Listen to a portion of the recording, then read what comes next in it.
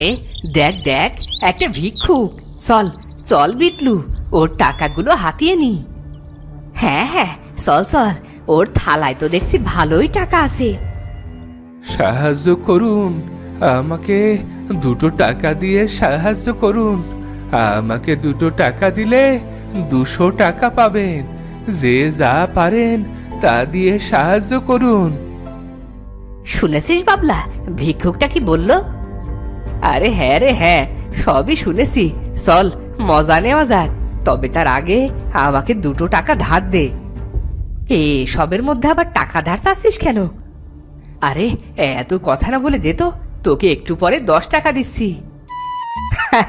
তুই দেখছি আমাকেও বোকা বানাচ্ছিস বাবলা।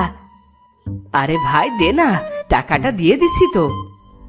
বিটলু তার পকেট থেকে 2 টাকা বের করে বাবলার হাতে দেয়।